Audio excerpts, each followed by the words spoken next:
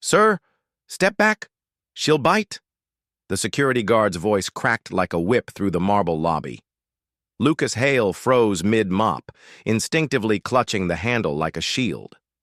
At the center of the chaos, a small girl with pale blonde hair sat on the floor, arms wrapped tightly around her knees, rocking back and forth beside the giant corporate sculpture. Her face was blank. Her eyes, however, darted like trapped birds. Around her, 5 suited executives stood helplessly. One woman whispered into her phone. "She's having another episode. Where's her nanny?" The girl's soft humming was nearly drowned by the building's cold silence. Lucas took a slow step forward. "May I?" The guard blocked him with an arm. "That's the ward girl," he hissed. "Don't get involved."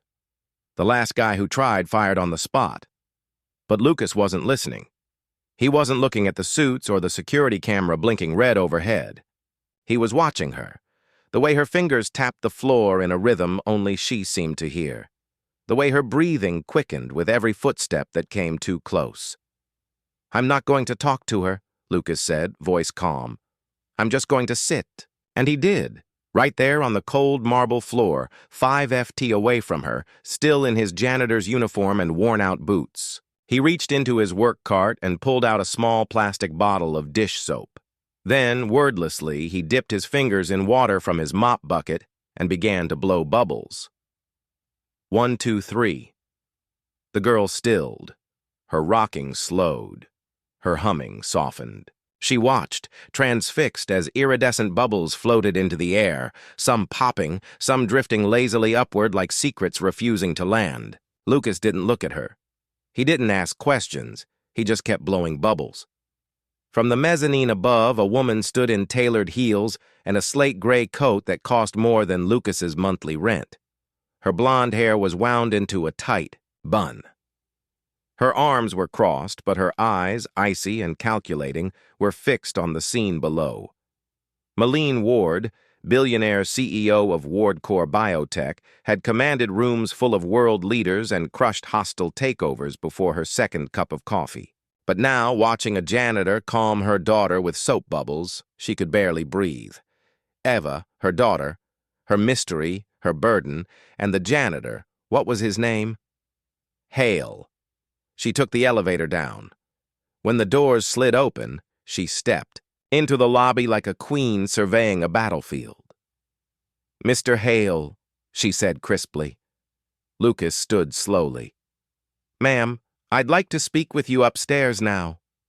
His gaze flicked to the girl, Ava, who was now lying on her side, completely calm, eyes following, a single bubble as it hovered just above her face. I wasn't asking," Malene cut in. Then to the guard, "Call Dr. Sharma. Have him check on Eva immediately." She turned, heels clicking, not waiting to see if Lucas followed, but he did. Her office smelled like steel and silence. "Shut the door," she ordered. Lucas obeyed. For a long moment she said nothing, just stared at him like she was trying to figure out what piece of machinery he'd crawled out of. "Who taught you that?" she asked at last. "That the bubbles. The whatever that was." Lucas met her gaze without flinching. "My daughter," he said simply. "She has sensory processing disorder. I used to teach special education before," he trailed off. "No need to give her more than she asked for." Malene leaned forward. "Let me be clear. My daughter does not engage. She does not play. She does not respond. Not to doctors, not to specialists, not to me. And you?" Her voice cracked ever so slightly, blew some bubbles, and she went silent. Lucas didn't answer. He didn't need to. "I want you to work with her," Malene said finally. He blinked. "Excuse me?" "Once a week. Twice, if possible. I'll compensate you accordingly. I'm a janitor, Miss Ward. I can change that. I don't need charity. I'm not offering charity. I'm offering a job." Lucas gave a slow, measured breath. What she needs isn't a job. Something flickered in her eyes. Guilt. No, that was too human. maybe grief sharpened into steel. "She has the best care money can buy," Malene snapped. Lucas's voice was soft. "Maybe that's the problem." Silence. The kind of silence that rearranges the walls between people. Then he added, "If I say yes, it's under one condition." Malene raised a brow. "I don't work for you. I work with Eva. And when I'm with her, no observers, no cameras, no clipboard psychologists lurking in the corner." She studied him long enough for him to wonder if he'd just cost himself his job entirely. Then, slowly, Malene nodded. "I'll have my assistant contact you." Lucas gave a small nod. "Then we'll see if she's ready." As he opened the door to leave, Malene called after him. "What color were those bubbles?" Lucas paused, turned back. "Blue," he said. "Always start with blue. It calms the chaos." The door closed with a soft click, but the echo of his words remained like a whisper in a cathedral no one had prayed in for years. "I don't need you to fix her." That was the first thing Malene Ward said when Lucas arrived at the penthouse less than 48 hours after their first meeting. No greeting, no handshake, just that. Lucas paused in the marble foyer, his daughter Becca's small hand wrapped in his work boots squeaked slightly on the polished floors. He scanned the space, white walls, glass railings, sharp edges everywhere. No softness, no warmth, just precision and power. "I don't fix children," he replied quietly. "They're not broken." Malene blinked, just once. Her arms were crossed tightly, but a muscle ticked along her jaw. "She's in her room," she said. "Through the hall on the left." Lucas turned to Becca and crouched. "You okay to draw for a bit?"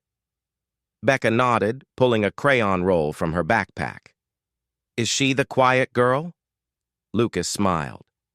"The very one." "Then I'll be quiet too," Becca whispered, tiptoeing toward the corner of the vast living room like it was a library made of clouds.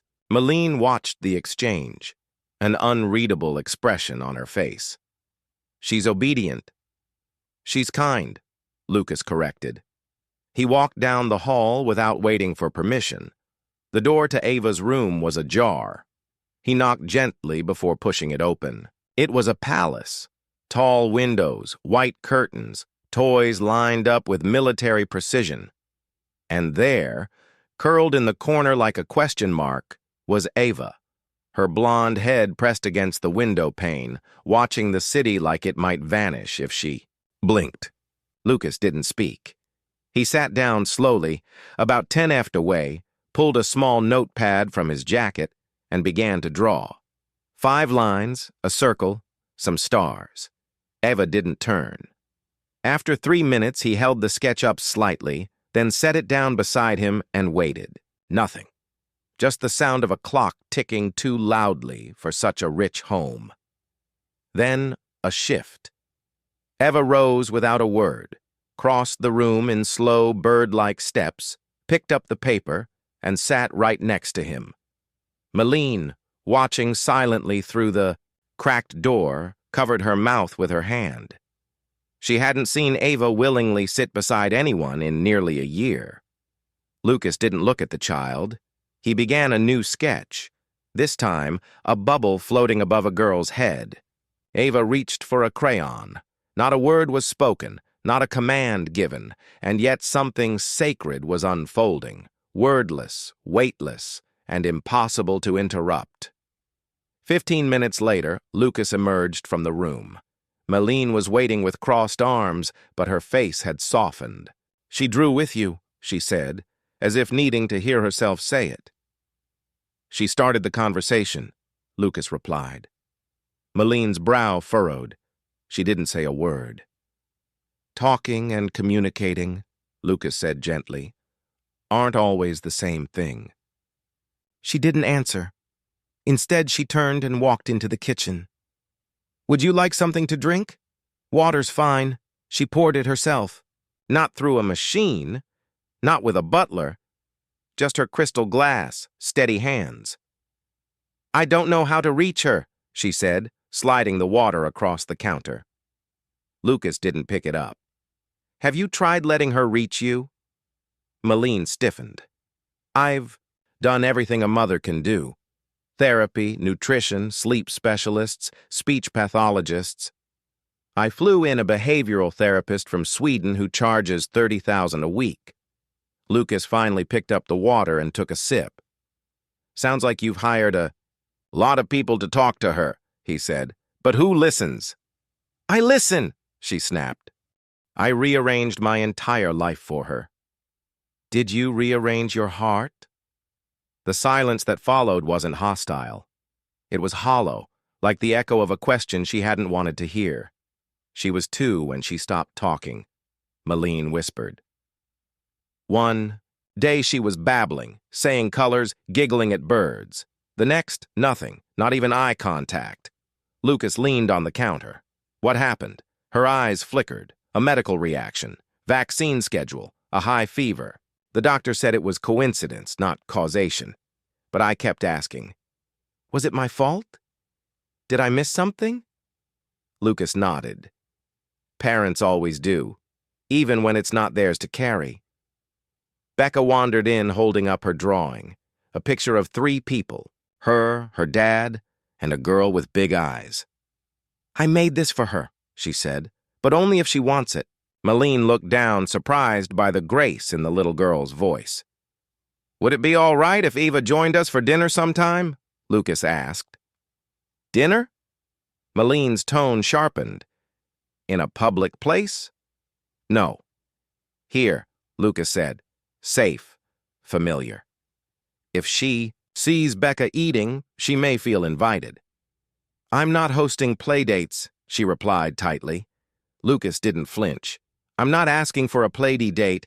I'm offering her a doorway. Malene folded her arms again, but something in her posture was different now. Less defense, more fear.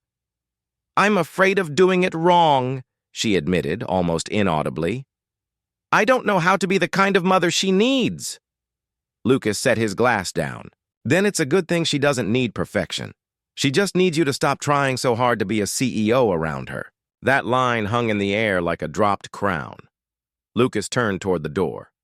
We'll be here next Friday around 5. She doesn't eat lobster, Malene called after him. Lucas smiled faintly. Neither do we. As the door closed behind them, Malene stared, down at Becca's drawing still on the counter. 3 people holding hands, 1 bubble floating above them all, a caption written in crayon. Safe. She traced the word with her finger. For the first time in a long time, she didn't feel like crying. She felt like listening. Do all rich people live in museums? Becca's voice echoed softly through the grand foyer of the Ward penthouse, her sneakers squeaking against the glossy floor. Lucas chuckled, steadying a paper bag in one hand and a foldable picnic blanket in the other. Not all of them, just the ones who forgot what a living room is for. Malene appeared at the top of the staircase, barefoot, hair loosely tied. Back, a rare softness in her posture. I heard that. Becca blushed. Sorry, ma'am. Malene smiled genuinely. No apology needed. You're right. This place has too many walls and not enough warmth. Lucas raised an eyebrow, surprised. That sounded dangerously close to self-awareness. Malene descended the stairs. Don't get used to it. They gathered in Ava's room at sunset. Lucas spread the picnic blanket over the floor while Becca arranged small bowls of snacks. Grapes, cheese cubes, crackers. Nothing hot, nothing with smells. Everything soft, everything safe. Ava sat in the corner, legs tucked under her like a doll left behind. But her eyes weren't blank this time. They followed Becca's every movement. Lucas sat down a small Bluetooth speaker and tapped his phone. A soft piano melody drifted through the room. Debussy, slow and lilting. Becca placed a blank sketch pad between herself and Eva, then quietly began drawing. A tree, then a sun, then a girl under the branches. She didn't speak. She didn't look at Eva. She just drew. Eva watched. Her fingers twitched. Lucas opened a tin of crayons. "Blue first," he said gently, placing the crayon closer to Eva than anyone else. Malene watched from the doorway, arms crossed, but not in defiance this time. In defense of what she wasn't sure, maybe her own hope. Eva leaned, forward 1 inch, then another. She reached for the blue crayon, barely breathing, as if even sound might ruin it. Then swish, she began to draw.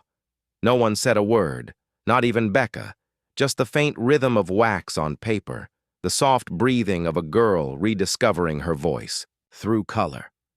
Lucas turned to Malene and whispered, "This is what safety looks like. It doesn't arrive with applause. It arrives with stillness." Malene swallowed hard. "Why doesn't she talk to me?" she asked, her voice barely audible. Lucas didn't look at her. "'Cause you don't sit on the floor." An hour passed like a hymn. No outbursts, no rocking. Eva even accepted a grape from Becca's hand. A miracle wrapped in silence. Becca giggled. "She likes me?" "She does," Lucas said, his voice thick. "She's choosing you." Eva drew 3 stick figures, one with glasses, one with curly hair, one with a tight bun. Becca pointed. "That's me, that's Daddy, and that's your mom." Eva didn't answer. She just colored the third figure's dress red. Malene stepped forward. "That used to be my favorite color," she said softly. Eva paused. Then, in the quietest voice imaginable, she whispered, "Still is." Malene's knees gave out as she sank onto the edge of the bed, her hand covering her mouth, her breath trembling like a violin string pulled too tight. Lucas didn't move. Sometimes healing sounded like a whisper. Sometimes it looked like a crayon. Later that evening, Lucas stood in the hallway folding the blanket. Malene approached, holding 2 mugs of tea. She called it red, she said. "She hasn't labeled anything in over 2 years." "She didn't label it," Lucas corrected. "She remembered it." Big difference. Malene handed him a mug. "You think I missed all of this because I didn't sit on the floor?" "I think," Lucas said gently. "You've been standing so long you forgot how to kneel." She laughed once, dry and sharp. "That's poetic." "It's also true." They stood in silence. Then Malene asked, "Were you always this gentle?" Lucas looked at her. "No, I used to fix things. That was my job. My wife was the gentle one." "What happened to her?" "Leukemia. 4 years ago she was diagnosed, and then she was gone before I could memorize." The way she said goodbye. Malene blinked. "I'm sorry. She used to say something whenever our daughter had a hard day," Lucas added, eyes distant. She'd say, "Don't raise your voice. Lower your body." Malene stared at her tea. "Maybe I've been doing both wrong." Lucas smiled faintly. "You're here. That's not nothing." She met his gaze for the first time, not as a CEO, not as a woman in control, but as a mother, frightened, flawed, and aching to get it right. "I want to learn," she said. Lucas nodded. "Then start by asking her favorite color tomorrow, even if you already know the answer." That night, Malene watched Eva sleep, her tiny finger still wrapped around the blue crayon. She whispered more to herself than anyone else. "I never knew silence could be so loud." Down the hall, Lucas kissed Becca's forehead as she drifted off on the guest bed. He looked out to the window at the glowing skyline and whispered back, "Sometimes silence is just love waiting for room." "Tell me again why we're doing this." Lucas adjusted the collar of his only ironed shirt, glancing at Becca through the rearview mirror. The girl was grinning in the back seat, her arms wrapped around a zippered tote bag. "Because it's polite to accept dinner invitations," Becca said matter-of-factly, "and because Miss Eva asked if I'd come back." Lucas smiled, but his heart was pounding. "Dinner at the Ward penthouse. A soft evening sun cast a golden glow over the high-rises as they parked near the valet entrance. A man in a suit opened the door for them. Lucas stepped out with a paper-wrapped bouquet in hand. Wild flowers from the farmer's market, a detail his late wife would have insisted on. "Always bring beauty when you're stepping into someone's world," she used to say. Becca jumped out with quiet excitement. "Do you think she'll talk again?" "I don't know," Lucas said, "but I think she'll listen." They were greeted at the penthouse by Malene herself, dressed not in a power suit, but in a simple navy blouse and slacks, barefoot again. "You brought flowers?" she asked, surprised. "For the room," Lucas replied. "It needs something alive," she blinked. "I suppose that includes us tonight."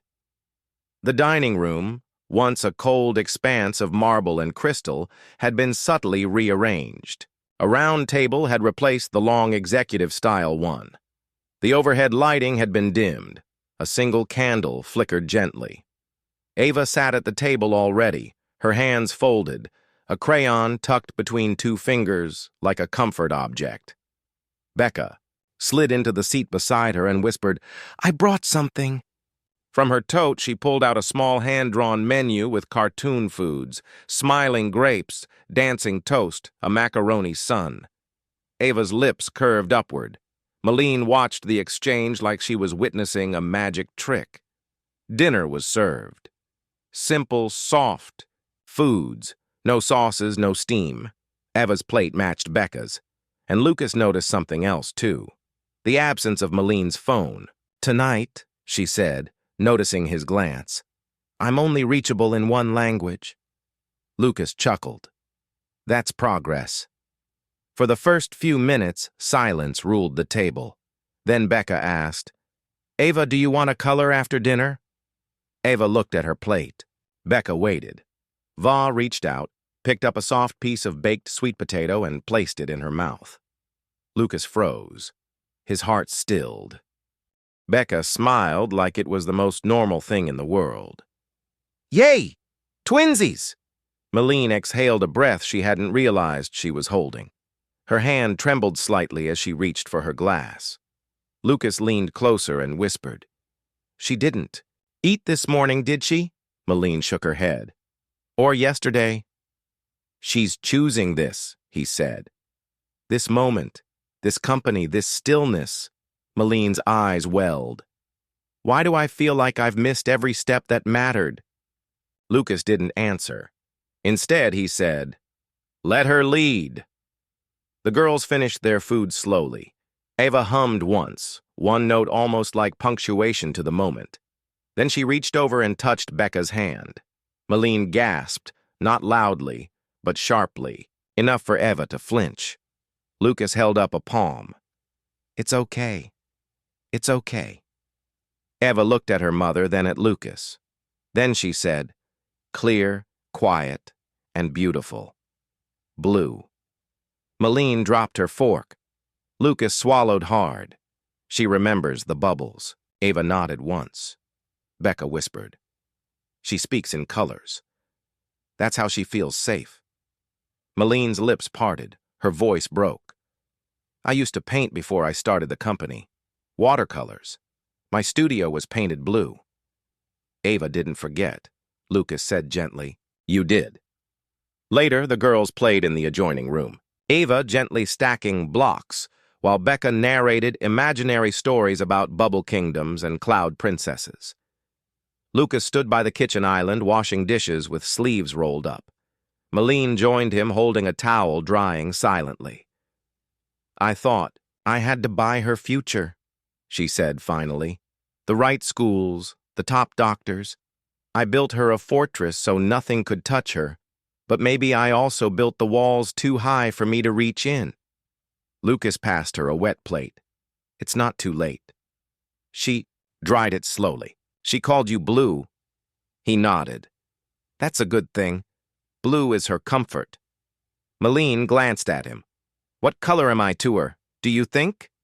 Lucas paused. "Red still is." She let out a trembling laugh. "Red burns. It also warms," he said. Sometimes the same fire that scorches is the one that saves. She stared at him and then quietly. Why are you still single, Lucas? He raised an eyebrow. You really want to ask me that while I'm wrist deep in your sink? She smiled. You could have said yes to me hiring you weeks ago. I didn't want a job. Then what did you want? He rinsed the last plate. To be useful again. To someone who actually needed me. She held his gaze for a long time, then nodded almost reverently. You are, she said softly. You're saving us in ways money never could. Lucas dried his hands. I'm not saving you. I'm just showing you the door. And if I don't know how to walk through it, then sit on the floor with your daughter. Let her lead. As he gathered Becca's things to leave, Eva looked up from her drawing and said something no one expected. Dinner again. Lucas stopped mid-step. Maline's hand went to her mouth. Of course, Becca said. Next Friday. Eva smiled, and the room, for the first time in years, felt like a home. Do you have a minute? Lucas barely looked up from the mop bucket when he heard the voice, low measured with a silkiness that came from too many media briefings and not enough honesty. He turned. Greg Stanton, Ward Coror's PR strategist, stood near the janitor's closet in a tailored suit that looked allergic to humility. Lucas wiped his hands on a towel. Not really, but something tells me you're going to take it anyway. Greg smiled like a man used to being obeyed. There's a story making rounds. A certain CEO, a certain janitor, a certain emotionally complicated child. Lucas's jaw tightened. You mean Eva? I mean optics. Greg glanced at the hallway cameras. Your presence is misunderstood. It raises questions. She's finally eating, drawing, speaking. If that raises questions, maybe the wrong people are asking. Greg stepped closer. Look, I'm not here to fight. I'm here to advise. If this continues, it could cost Maline her position. You understand how fragile trust is in this world. Lucas stared at him. You think I'm the threat to her credibility? Greg gave a tight professional smile. She's vulnerable. And you? You're unconventional, background unknown, no corporate credentials, no affiliations, a single dad who works night shifts and brings sidewalk flowers to dinner. Lucas didn't flinch. And yet somehow her daughter says my name. That landed. Greg's expression faltered just for a beat. Let's not complicate things further, Greg said. Take a leave quietly. Let the headlines cool. Lucas leaned in, voice calm, but firm. Eva doesn't need less of me. She needs more of what I represent. Greg raised a brow. And what exactly is that? Someone who doesn't need her to perform to believe she's valuable. That evening, Lucas and Becca were preparing dinner when a message buzzed on his phone. Access to Building 14 suspended pending review. Management. Becca looked up. We're not going to see them tonight. Lucas tried to hide the disappointment in his face. Not tonight, Bug. She went quiet, then softly. Will she think we stopped caring? Lucas exhaled, the weight heavy in his chest. I hope not. But sometimes grown-ups build walls when they're afraid. Across the city, Maline stood in Ava's room, staring at the silence. No humming, no color on the sketch pad, no crayon between fingers, just Ava, rocking again softly, head bowed. Maline sat down on the floor beside her, unsure. I didn't stop him from coming, she whispered, but I didn't fight hard enough to keep him either. Ava didn't respond. Maline reached for the sketch pad and gently set it between them. Can I draw? With you? Nothing. I don't know how to fix this, she said. I thought protecting the company would protect you, but maybe I was protecting the wrong thing. Still nothing. Then Ava picked up a black crayon. Maline watched as her daughter drew 3 figures, 2 standing, 1 missing. Her hands shook. I'll fix this, she whispered, even if it cost me everything else. The next day, Maline showed up at Lucas's apartment unannounced. Becca opened the door with a wide-eyed gasp. Miss Malene? Malene knelt completely out of breath and slightly windby. Blown. Is your dad home? Lucas appeared behind her. I didn't expect to see you here. She looked up at him. They've frozen your access. They're threatening to reassign your contract. I figured. I didn't stop it, she said quietly. That's on me. Lucas studied her face. She wasn't here as a CEO. She was here as a mother on the edge. I told them I'd walk if they touched you again, she continued. They didn't take it well. Lucas blinked. You'd really risk all that? Her voice cracked. I already risked losing Eva once. I won't do it again. Becca pulled gently at Malene's sleeve. She didn't eat last night, did she? Malene shook her head. Becca whispered, Maybe she's waiting for us. They returned that evening. No security, no press, just quiet. Lucas carried a thermos of warm soup and soft bread. Becca carried a new crayon set, one with glitter edges. Malene opened the door, this time without hesitation. She's in the same spot, waiting. Lucas stepped in, heart thud-tudding. He entered Ava's room slowly. She was sitting in the corner again, crayon in hand, but no movement. Hey, Bluebird, he said softly, her head lifted. One blink, then two. Lucas sat down, unscrewed the thermos, and let the scent of mild tomato soup drift through the air. Nothing fancy, he said. Just warmth. Becca sat beside her, held out a single glitter, blue crayon. We missed you. Ava reached out slowly, took it, and drew a shaky circle on the floor with it. Then she whispered, Dinner again, please. Lucas looked up at Malene. She was crying, but smiling.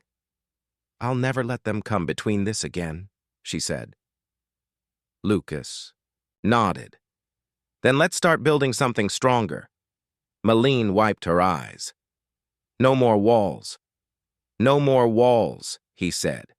Only doors left open.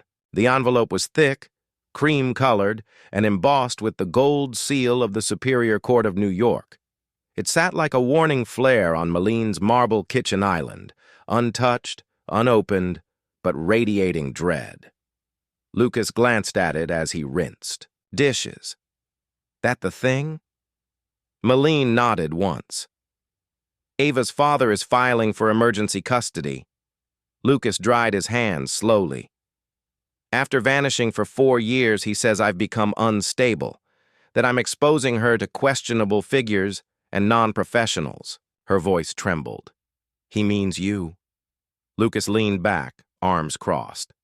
That man wouldn't know Eva if she drew him a name tag. Malene exhaled sharply on the edge of the laughter or collapse. He's wealthy, connected. His attorney used to clerk for the judge. Lucas walked around the island and leaned in gently. Do you want me to back off? Her answer was immediate. No. Then we fight. She looked up at him. I don't know how. You don't need to, he said. You just need to stand beside her and I'll stand beside both of you. The courtroom smelled like leather, cold coffee, and fear. Ava sat quietly in the gallery beside Becca, clutching a sketch pad. She wore blue. Becca held her hand like a lifeline. Malene stood before the judge in a navy suit, not designer but grounded. No flashy jewelry, no power heels, just a woman stripped of armor and holding on to truth. Across from her, Spencer Ward sat with a smirk carved into his face and a legal team that looked like they'd rehearsed this war. Your Honor, Spencer's attorney began, M. Ward's emotional state has deteriorated. We have photographic evidence of her involving a janitorial worker, one with no clinical qualifications, in repeated unsupervised interactions with a vulnerable child. Lucas didn't flinch. The attorney continued. She's ignored professional medical advice in favor of bubble games and crayon therapy. Chuckles echoed from the gallery. Malene stood taller. And what has Mr. Ward contributed in the past 4 years? The judge asked. financial support, and space to grow. Lucas muttered under his breath. Space to disappear. Maline's attorney rose. Your Honor, we don't deny Ms. Ward's methods have changed, but so have the results. Eva has spoken. She eats, she draws, she connects, all of which hadn't happened in over 2 years. And the man she's connected with, Lucas Hale, is here today. He'd like to speak. The judge nodded. Let him. Lucas stood, walked slowly to the witness stand. Every camera clicked. Every whisper stopped. He sat, looked at the judge directly. I was a special education teacher for 11 years, he began. I left the classroom after my wife died, and I couldn't face the echo of my own loss and every child, who needed more than I could give. He glanced at Ava. She brought me back. The courtroom held its breath. Ava doesn't need more labels. She needs fewer walls. I didn't treat her. I listened. I knelt. I matched her silence with my stillness. And in return, she trusted me. He turned to Spencer. When's the last time she looked you in the eye? Spencer fumbled his cufflinks. Lucas continued. You think the suit makes you credible, but Ava doesn't care about titles. She cares about tone, about rhythm, about who enters her world without breaking it. He looked at the judge. I'm not here to parent her. I'm here because she taught me something every specialist forgot. Sometimes the most therapeutic thing you can do is stay. Silence. Then the judge nodded. Thank you, Mr. Hale. Lucas returned to his seat. Then softly, Becca stood up and walked to the judge's bench. Whispers erupted, but the judge raised a hand. Becca looked up at him with wide, determined eyes. Can I say something? The judge bent down. You may. She held up Ava's drawing. A trio of stick figures, arms linked under a sky full of stars. This is Eva's family, she said. That's me. That's my dad. That's her. She doesn't talk a lot, but she says we're blue. That means safe. Maline wiped a tear as Ava reached out and touched Becca's hand publicly, visibly, a gesture louder than words. The judge leaned back, silent for a long moment. Then he spoke. Effective immediately, Ava remains in the custody of her mother, Maline Ward. Any further action will require extensive psychological review and family therapy, in which Mr. Hale is welcome to participate with full transparency. Gasps, flashes, silence. Then Ava turned to Maline and whispered, Stay blue. Maline nodded, eyes shining. Always. Outside the courthouse, reporters swarmed, cameras flashing like lightning. Lucas shielded the girls with his body. Maline grabbed his hand without thinking. A journalist shouted, Miss Ward, are you in a relationship with the janitor? Maline paused, looked at Lucas, then answered, I'm in a relationship with the truth, and he's been living it far longer than I have. Lucas smiled quietly. Ava, nestled between them, held Becca's hand and didn't let go. No walls, no titles, just color, just connection, just family, building itself one quiet moment at a time. The blueprints were still warm from the printer. When Maline slid them across the table, Lucas stared at them, brows furrowing. You're serious about this? She looked up. No hint of her old corporate ice, only fire, purpose, and something deeper. You once said Ava didn't need perfection, just presence. So, I want to build a place that reflects that. A space where kids like her don't have to prove they belong. He studied the plans. Open concept rooms. No assigned seating. Textures mapped by color, not category. Soundproofed corners for retreat. Soft lighting, no fluorescent buzz. At the top, bold and unshakable. The Ward Hale room for inclusion, not correction. Lucas leaned back, silent for a long moment. I used to sketch rooms like this in notebooks, he said, when I was teaching before life got louder. You still believe in it? She asked. I never stopped, he said. I just stopped thinking anyone else did. Malene folded her hands. Help me build it.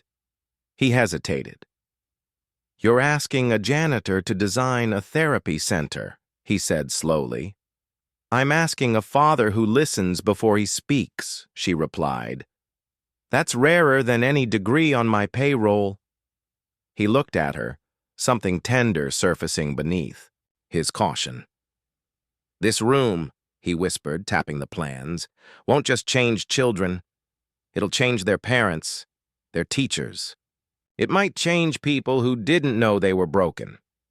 That's the point, Malene said. I don't want to just help Eva.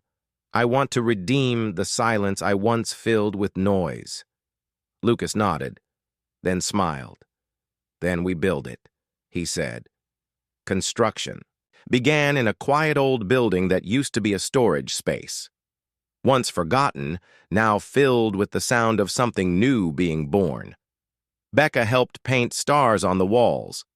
Eva surprisingly wanted to help too. She painted blue, always blue, but one day added a streak of yellow in the corner. What's that? Lucas asked. Eva paused, then whispered. Hope. He choked back emotion. Yeah, he said exactly that.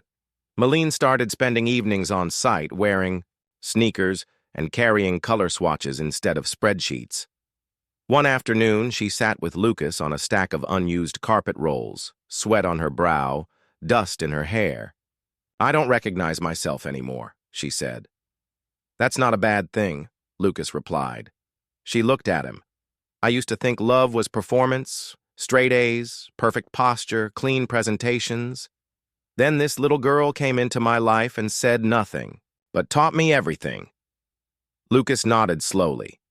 Children don't care who you are, only how you show up. She hesitated. Do you think this center will be enough? He turned to her gently. Nothing will ever be enough. That's the secret. But if you pour love into it without needing applause, it becomes more than a building. It becomes belonging. She smiled, but it faded into something else. I'm scared, Lucas. If this fails, if I fail again, what happens to her? Lucas didn't hesitate. Then we fall with her, he said. But we fall together. That's the difference. Opening day arrived under golden skies. Balloons floated above the door. The sign gleamed under sunlight. The Ward Hale Room. Below it, a small plaque. No titles, no tests, just time, trust, and tenderness. Families arrived hesitant at first. Parents holding tight to children, teachers watching carefully. But inside, everything felt different. No one asked what diagnosis a child had. They asked what music they liked, what color calmed them, what made them laugh. Lucas moved through the rooms like he'd always lived there. He showed a father how to use soft hands with his overstimulated son. He knelt beside a girl who didn't speak, matching her breathing rhythm until she smiled. Becca led a group in drawing bubble patterns on the window. Ava sat quietly on a beanbag, humming to herself, but not alone. 2 other children sat beside her, mimicking her tune. Malene stood in the corner, stunned. I dreamed this room, she whispered. But I didn't believe it could breathe. Lucas stood beside her. It's breathing because you stopped controlling the air. She turned to him. You know what I feared most? What? That Ava would never call me Mom? He was quiet. Then she added, voice thick.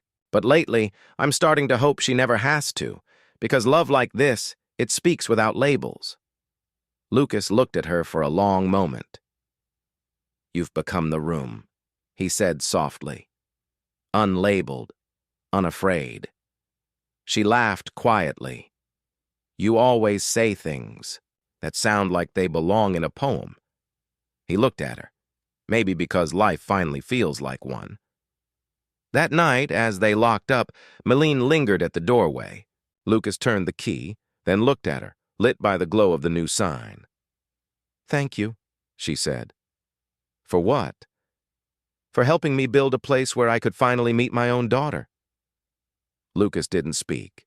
He just stepped beside her, their hands, brushing slightly, but deliberately as they looked at what they'd built. Not a monument, a movement, not a center, a beginning. The old community garden had been abandoned for years, its benches cracked, its soil hardened, its vines tangled like forgotten intentions.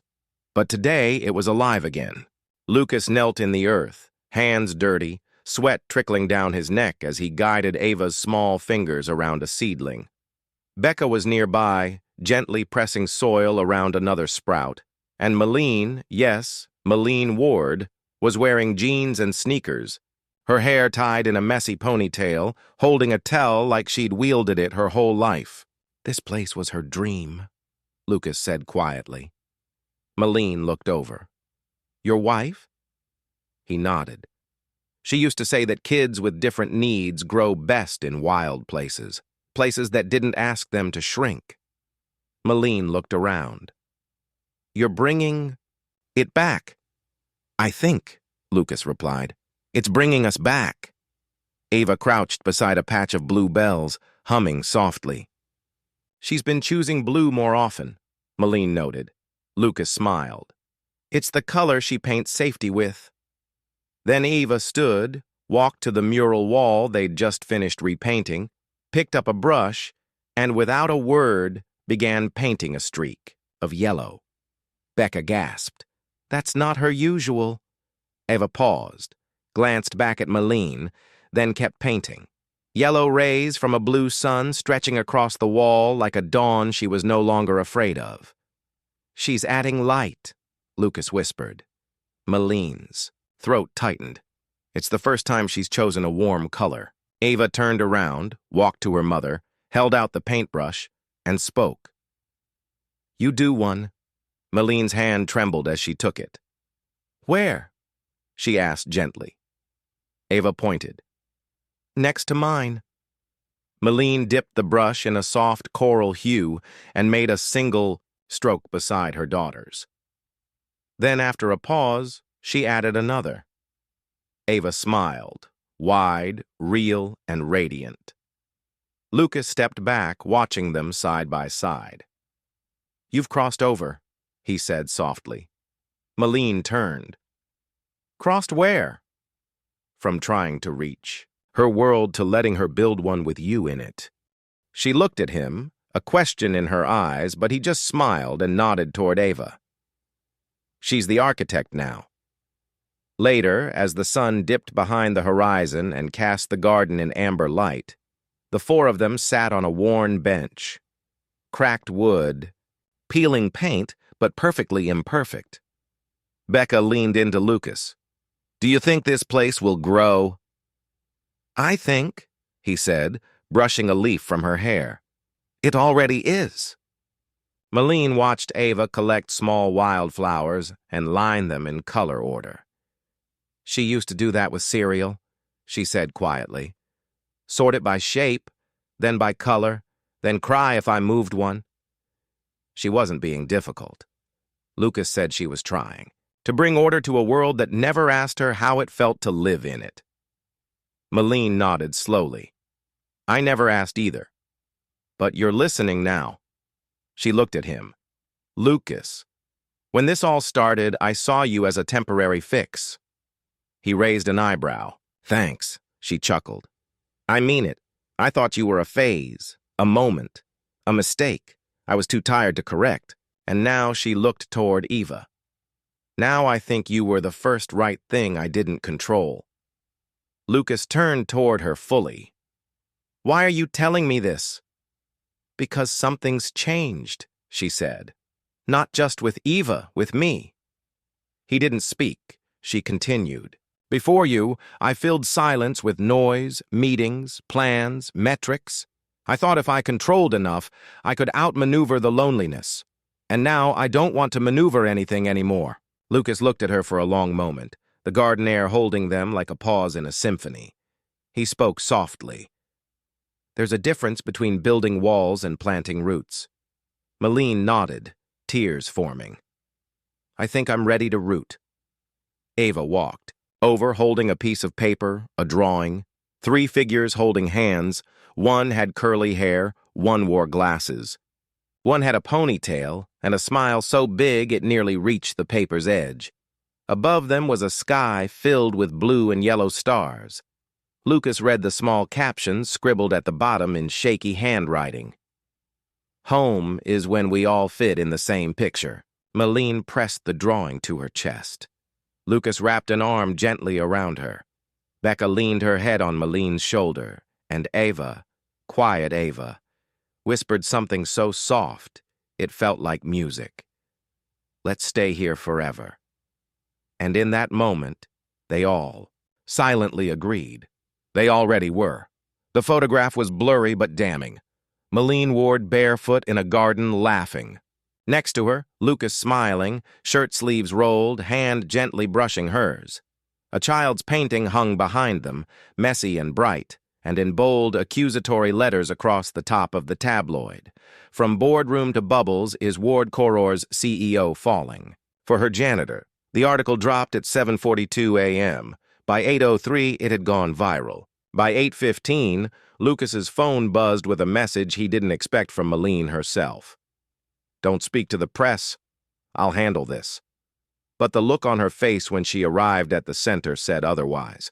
She was pale, lips tight, phone glued to her. Palm, they're calling for my resignation. Lucas exhaled. The board, half of them. And Greg. Her voice cracked. He says I've compromised our brand. She broke off, swallowing the words, blurred lines. Lucas nodded slowly. And what do you think? She looked at him, eyes rimmed red. I think I'm tired of being a brand. They stood in the hallway of the Ward Hale room, surrounded by drawings taped to the walls. Scribbles, laughter, color, none of it corporate, all of it real. I can resign, she whispered quietly, gracefully.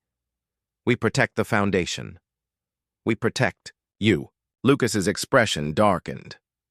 No. You've seen the backlash. I've seen a girl who paints yellow suns now. Malene looked away. Lucas stepped closer. You want to walk away to protect this place? I get it. But don't lie to yourself and call it noble. The center wasn't built on image. It was built on presence, on staying. She blinked hard, jaw trembling. Then what do I do? You stay, even when it's loud, even when it's unfair, especially when it's personal. She folded into herself. I don't want Ava to be a headline. Lucas softened. Then remind the world that she's a child, not a scandal. There was silence. Then Lucas asked, would it help if I stepped back? Malene turned to him so fast he barely saw it coming. Don't you dare! His breath caught. She took a step closer. I don't care what the press says. I don't care what Greg says. I care what she says. She pointed toward the playroom. And she says your name like it means safe. I won't take that from her. Not again. Lucas's voice lowered. Then we faced this together. But outside the storm had already arrived. Protesters stood on the sidewalk. Reporters crowded the entrance. Photographers with long lenses snapped every moment. Some signs praised the foundation. Others read, Janitor's Agenda. Protect Ava from PR experiments. We trusted her. She betrayed us. Inside the boardroom boiled. Greg paced at the head of the long glass table. We gave you every opportunity to rebuild your image, but instead, you doubled down on the drama. I invested in people, Malene said evenly. You invested in a liability, Greg snapped, glaring at Lucas. He may be noble, but he's not qualified. Lucas didn't speak. Not yet. Greg turned to the board. This center is a passion project. It's become a circus. Donors are pulling. Stock has dropped. We can't afford another week of this. Malene stood. Then I resign. Gasps echoed. Greg smirked. Smart move. But she wasn't done. I resign from you, not from this. Greg's brow furrowed. I've built boardrooms. I've negotiated billion-dollar contracts. And not once did I feel as proud as I did watching my daughter say hope in yellow paint. Her voice cracked. but she held steady. I was wrong about what leadership means, but I'm not wrong about this place. She turned to the board members one by one. Fire me if you need to protect your stocks, but I'm not walking away from the only thing in my life that's finally growing. She looked at Lucas. And I'm not walking away from the man who reminded me that love doesn't ask for permission. Then she walked out head high. Lucas found her minutes later sitting alone on the stairs behind the building. Her hands shook. He sat beside her. You sure about that exit? He asked. No, she said, but I'm sure about you. Lucas looked at her. That may be the bravest thing anyone's ever said to me. She smiled through a tear. You know what scares me most? What? That I didn't just fall in love with you. I grew into it. He was quiet for a beat, then whispered, Good. That means it's strong. A moment passed, then another. She looked up. If we lose everything, funding, support, media favor, what do we do? Lucas reached into his pocket and pulled out a folded piece of paper, a child's drawing, Eva's, 3 figures holding hands, one in a red dress, one with curly hair, one with glasses, and in the corner a sentence in shaky handwriting. Don't go, stay blue. He handed it to her. That's what we do, he said. We stay. Malene clutched the paper to her heart. For the first time in days, she didn't feel like breaking. She felt like fighting. Rain was falling in sheets the morning Malene called the press conference. Not soft, forgiving rain, not symbolic cleansing, a full-throated storm, the kind that made people stay inside unless they had something worth standing in the rain for. Malene stood at the podium in front of the Ward Hale room, hair pulled back, no makeup, no designer coat, just a gray sweater and rain-slicked jeans. She looked like a woman who had nothing to sell but everything to say. Cameras pointed at her like cannons. Microphones stood at attention like soldiers. But Lucas, watching from the sidelines with Eva and Becca, saw something different. He saw a mother, a fighter, a woman finally stepping into her truth, not to defend herself, but to invite others in. Malene gripped the edges of the podium and exhaled. I've been asked by my board, by my PR team, by my investors to explain myself. Click flash murmurs, she went on, to explain why I allowed my daughter to be seen in public, why I let a man without a medical license become her closest confidant, why I, the CEO of a billion-dollar company, would kneel on the floor and paint stars on a wall. She paused, scanning the crowd. I could give you a statement, a bullet-pointed defense, but I won't, her voice steadied, because I'm not here to explain myself. I'm here to remember who I forgot to be.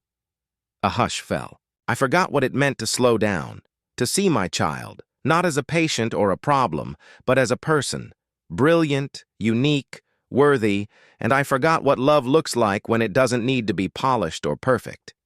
She gestured behind her toward the glass doors of the center and that man you all wrote about, the janitor. Her voice softened. He taught me how to listen, how to kneel, how to meet my daughter where she is, not where I hoped she'd be. She glanced at Lucas, their eyes locked. And if standing beside him cost me everything I built from the top floor up, then maybe it's time I remember the foundation matters more than the penthouse. The reporters froze.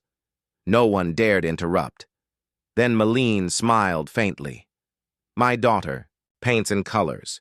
She used to choose only blue, safe, quiet, small. But last week she added yellow, and she called it hope. Her voice dropped just above a whisper. And if hope means kneeling in the dirt with someone who sees you fully, I'll stay there gladly. One reporter raised a hand cautiously. Miss Ward, are you stepping down? She shook her head. No, I'm stepping up. Not as CEO, as Ava's mother, as a woman who finally understands that leadership isn't about being followed, it's about making space for others to walk beside you. A second hand shot up. And Mr. Hale? What's his role now? Malene smiled fully this time. He's not an employee. He's not a consultant. He's not someone I hired. Then she looked straight into the camera. He's family. The video went viral within hours, but not like before. This time, the comments weren't cruel. They were human. She said what no executive ever dares to admit. We need more leaders who sound like mothers. I watched this with my autistic son beside me, and for the first time in a while, we both felt seen. Lucas stood in the hallway of the center that evening, watching Eva finger paint alongside a boy with Down syndrome. Their laughter filled the air like wind chimes. Becca skipped up beside him. She drew a sunset today with orange and red. Red? Lucas asked. She usually avoids red. Becca grinned. She said red's not scary anymore 'cause red means brave. Lucas blinked hard, heart full. Malene appeared in the doorway, leaning against the frame, arms crossed but her eyes soft. You were right, she said. About what? She stepped forward. That this wasn't about me saving her. It was about letting her save me. Lucas nodded. You listened. That's all it took? No, she said, it took you. Your presence, your stillness, your refusal to leave. She stepped closer. I told the world you were family, but I want you to hear it from me, not a podium. She reached for his hand. Stay, Lucas. Not for the center. Not for Eva. Not even for me. Her voice shook tender and true. Stay because you want to. Lucas looked at her, eyes glistening. I've already unpacked, he whispered. Malene smiled. Then Eva's voice, clear, strong, called from inside. Daddy! Mommy! Look! We made a rainbow! They turned. Eva stood in front of a giant paper canvas stray with color from one end to the other, and in the center 3 stick figures holding hands beneath the arch. Red, blue, yellow. Malene's eyes welled. Lucas whispered, She's painting in every color. Now. Malene leaned her head against his shoulder. She finally feels safe enough to be all of herself. Outside, the storm had passed, and inside, the room glowed. Not from lights, from love. 6 months later, the Ward Hale room pulsed with life. The grand reopening had attracted local schools, therapists, and families across the state. But it wasn't the banners or balloons that made the day special. It was the hum of something deeper, belonging. In the central room, a circle of children sat barefoot on the floor, drawing with chunky pastels on butcher paper. No one asked them to sit straight. No one corrected how they held their crayons. Each line was its own language, and no one was forced to translate. At the front of the room, Lucas knelt beside a boy who was tapping his pencil rhythmically on the floor. You feel it in beats, huh? He said with a smile. Okay, let's make a drumline out of colors. The boy lit up. Across the room, Eva floated between stations like a quiet breeze.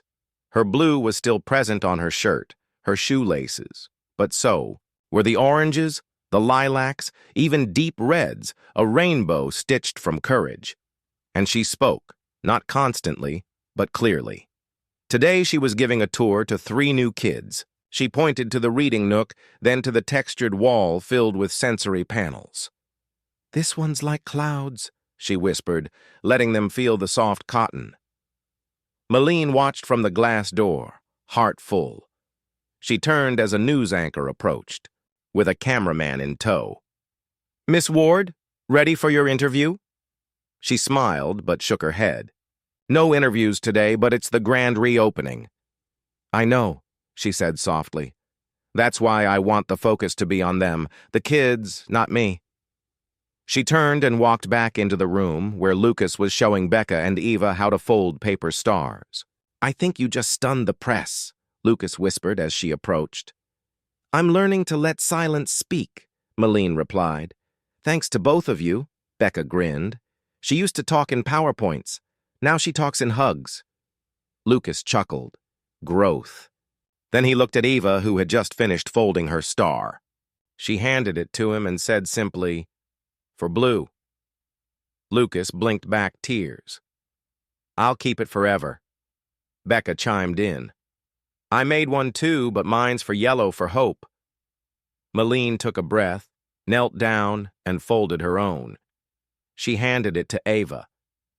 Mine's red for bravery like yours. Ava placed all 3 stars together and said, family. No one spoke for a moment, not out of awkwardness, but reverence. Then, from across the room, a soft bell rang. It was time. The ribbon-cutting ceremony had been scheduled, but Lucas had insisted it not be formal. Let the kids cut it, he'd said. They built this. So now, standing beside the rainbow mural at the front entrance, Ava and Becca held scissors together. The ribbon wasn't corporate blue. It was every color they'd ever used. Before they cut it, Ava turned to the crowd, and without prompting cleared her throat. My name is Eva, she said. Her voice shook slightly, but didn't falter. I like colors, I like stars, and this place is for anyone who ever felt like a puzzle piece in the wrong box. Silence. Then applause broke like thunder. Tears, smiles, parents hugging silently. The ribbon fell and the Ward Hale Room officially opened. Not as a building, but as a movement. That evening, the 4 of them shared dinner on the rooftop of the building. Pizza, sodas, mismatched paper plates.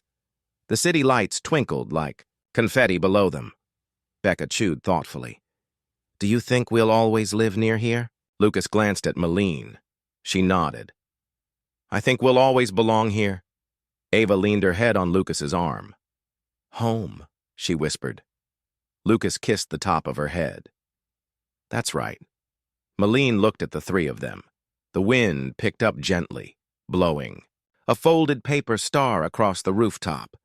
She chased it, caught it, held it in her palm and whispered almost to herself. I never knew love could be this quiet and still say everything. Lucas stood beside her. You know what the best part of this whole journey is? He asked. What? I came into your world thinking I had to teach you how to kneel. He turned to her, eyes kind. But somewhere along the way, you learned how to stay. She touched his hand. You didn't fix my daughter. You didn't fix me. You reminded us we were never broken. He smiled.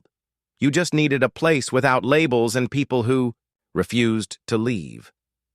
They stood in the fading golden light, paper stars scattered at their feet. A little girl who once hid in corners now painting skylines, and a world that, despite its noise, had finally learned how to listen. As the sun dipped below the horizon, casting long shadows over the city, Ava's voice carried on the breeze. Tomorrow, let's paint the sky. Lucas and Malene looked at each other, smiles widening. Yes, Malene whispered. Let's. If this story moved you, even just a little, if it reminded you that love doesn't have to be loud to be powerful, then we want to hear from you. Where are you watching from? Drop your city, your country, or even just a heart emoji in the comments. We read every message, and we'd love to know where our stories are reaching. And if this story gave you hope, if it reminded you that kindness can rewrite destinies, then don't keep it to yourself. Share it, send it, let someone else feel seen. And if you haven't already, hit that subscribe button and turn on the bell so you never miss a story that might just change your day or your heart. Thank you. Truly. Thank you for spending this time with us. We're honored you're here. Until the next story, stay kind, stay human, stay listening.